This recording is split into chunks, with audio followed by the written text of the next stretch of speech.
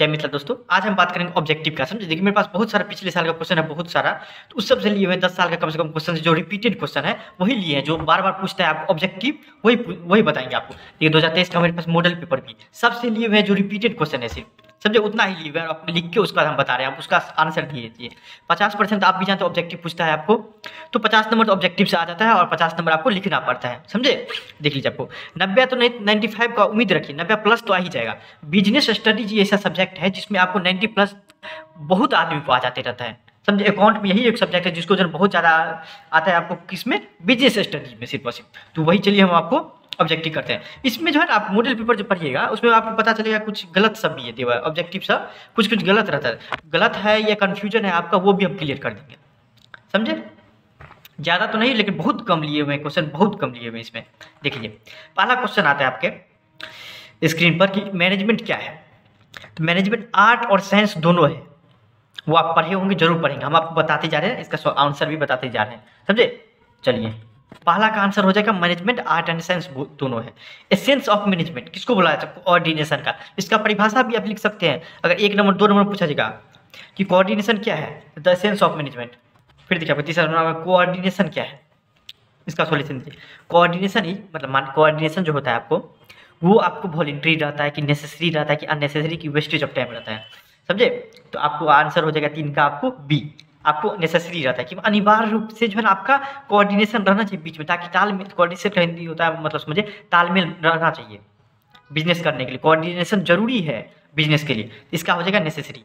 Mental revolution is the essence of, देखिए आप जब पढ़िएगा आपको मेंटल रिवोल्यूशन, तब आपको पता चलेगा कि वो साइंटिफिक मैनेजमेंट का जो है ना एक भाग है, कौन सा, मेंटल रिवोल्यूशन। तो इसका आंसर हो जाएगा 4 का ई हो जाएगा, साइंटिफिक मैनेजमेंट। आप आंसर देते रहिए।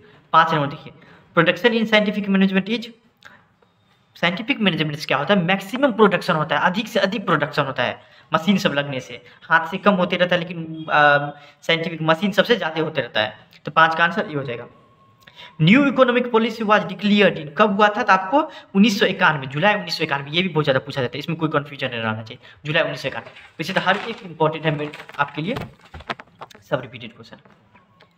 Business economic environment is influenced by, किसके द्वारा इन्फ्लुएंस्ड किया जाता है बिजनेस इकोनॉमिक एनवायरनमेंट, तो वो आपको कितना हो जाएगा, आपको इस सब के द्वारा, सब किसके द्वारा बिजनेस इन्वायरमेंट इकोनॉमिक एनवायरनमेंट प्रभावित है, इकोनॉमिक पॉलिसी के द्वारा भी, इकोनॉमिक डेवलपमेंट के द्वारा भी, इकोनॉमिक डेवलपमेंट के द्वारा भी। समझे, यहाँ पे देख लीजिए आप, यहाँ पे इकोनॉमिक सिस्टम होगा।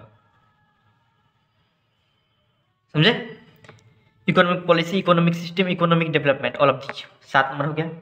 8 नंबर देखिए आपको, एक good plan is, good plan किसको बोला जाता है, गुड प्लान। पर सबसे अच्छा प्लान क्या रहता है उसमें, कि वो फ्लेक्सिबिलिटी रहता है उसके अंदर। एक अच्छा प्लान के अंदर क्या रहता है, फ्लेक्सिबिलिटी रहता है कि आप हमेशा चेंज कर सकते हैं। एक्सपेंसिव ये सब आपको डिमेरिट हो गया प्लान का, लेकिन मेरिट इसका होता है फ्लेक्सिबल गुड प्लान का। देखिए ये किसके द्वारा कहा गया था आपको, वो बताइए। एलन के द्वारा कहा गया था। Plan is a trap to capture the future, future को कैप्चर करने के लिए आपको एक प्लान जो है ना किया जाता है कि फ्यूचर में क्या होगा, उसके लिए जो है ना हमको अभी से प्लान करना पड़ता है। कौन बोला हुआ था, एलन बोला हुआ था। 10 नंबर में देखिए आपको, मेथड ऑफ ट्रेनिंग कौन सा है, तीनों हो जाएगा। जॉब और rotation training, on the job training, apprenticeship, all these. 11 number में देखिए आपको, मनी स्पेंट और स्टाफिंग, स्टाफिंग पर जो हम पैसा खर्चा करेंगे वो हमारे लिए इन्वेस्टमेंट है, ताकि अच्छा से अच्छा काम करके दे हमको, इसलिए हम पैसा इस पर स्टाफिंग में खर्चा करेंगे, तो वो हमारे लिए क्या है, इन्वेस्टमेंट है। 12 नंबर देखिए आपको, main elements of directing, main directing का कितना मेन एलिमेंट है आपको, तो आपको 4 हो गया एलिमेंट्स, वो आप पढ़िएगा तो पता चलेगा। 13 नंबर देखिए, control is the function of the management is, कौन सा होता है 13 का, बी लास्ट। देखिए प्लानिंग, ऑर्गेनाइजिंग, स्टाफिंग, डायरेक्टिंग, उसके बाद कंट्रोलिंग, तो लास्ट में होता है कंट्रोलिंग। 14 नंबर देखिए आपको, फाइनेंशियल मैनेजमेंट क्या है आपका, आर्ट एंड साइंस दोनों है। 14 का देख लीजिए आपको सी। फिर देखिए आपको 15 का देख लीजिए आपको, द नंबर ऑफ स्टॉक। यहाँ पे आपको समझने वाली क्या है बात है, जब आप गूगल करिएगा दूसरी चीज़ से देखिएगा तो आपको पता चलेगा कि 23 है 2004 के हिसाब से, लेकिन बुक में 24 दिया हुआ है और आंसर भी यहाँ पे 24 दिया रहा है। जब देखिए इसमें 23 दिया हुआ नहीं दिया हुआ है, जब 23 नहीं दिया रहता है तो आप आंसर 24 में टिक करिएगा। वैसे 23 गूगल करिएगा डॉट नोट सब बोलता है 23 है, लेकिन यहाँ पे 24 होगा। क्यों, क्योंकि 23 नहीं दिया हुआ है। और बिजनेस ये आपको जब 12th का भी एग्जाम दीजिएगा 24 ही रहेगा, तो आप 24 पे टिक लगाइएगा। क्यों, क्योंकि ये आप मॉडल पेपर को फॉलो करते हैं। समझे? अपने बुक को फॉलो करते, जो बुक में रहेगा वही करिएगा, गूगल से पे मत जाइएगा।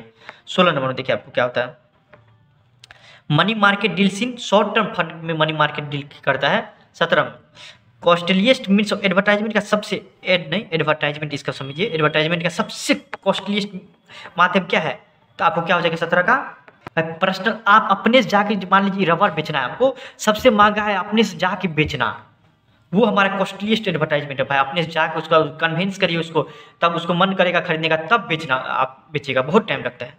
18 नंबर में आपको हो जाएगा national commission can settle consumer dispute जो होते रहता है आपको, तो वो नेशनल कमीशन कितना लेता है आपको, एवं 10 करोड़ से ज़्यादा लेता है कौन, national commission. Last but not least देख लीजिए आपको, इंडिया में क्या है आपको, in India entrepreneurial development programme is, देख लीजिए आपको एंटरप्रेन्योरल डेवलपमेंट प्रोग्राम जो है वो आपको नेसेसरी है, अनिवार्य है। आप ये नहीं लीजिएगा तो मतलब काम नहीं हो पाएगा भाई। बिजनेस किसी भी करने से लिए थोड़ा ना थोड़ा एक्सपीरियंस रहना चाहिए, नहीं एक्सपीरियंस रहिएगा हो तो सकता है बिजनेस, लेकिन वही रहता है कि थोड़ा बहुत धक्का खाना पड़ता है। वही जब ट्रेनिंग ले लेते हैं, किसी से पढ़ लेते हैं, तो आपको क्या होता रहता है कि एक्सपीरियंस हो जाते रहता है। थोड़ा बहुत जो है एंटरप्रेन्योर डेवलपमेंट जो है प्रोग्राम लेना चाहिए हम, मेरे हिसाब से तो समझे। देखिए आप तैयारी करिए, उसके बाद हम जो कल होगा तो पिछले साल का हम जो है क्वेश्चन होगा 2022 का, हम सिर्फ आपको सॉल्यूशन प्रोवाइड करेंगे। 2022 का सॉल्यूशन जितना भी होगा उसका हम प्रोवाइड करेंगे अगले क्लास में, समझे। उसका हम सॉल्यूशन प्रोवाइड करेंगे, जितना भी ऑब्जेक्टिव है सब्जेक्टिव है, कल होगा तो हम इसका सॉल्यूशन प्रोवाइड कर देंगे। आप पिछले साल का भी क्वेश्चन बनाइए ताकि आपके दिमाग में रहेगा कि किस टाइप का क्वेश्चन आता है, समझे। कम से कम 1 साल पिछले का क्वेश्चन बनाइए ताकि आपके दिमाग में रहेगा कि किस टाइप का क्वेश्चन आता है, कहाँ पे कितना टाइम दे, कितना नंबर का डिफरेंस आता है, कितना नंबर का ऑब्जेक्टिव किस चैप्टर से पूछता है, ये सब आपको पता रहना चाहिए, समझे। चलिए, थैंक यू सो मच।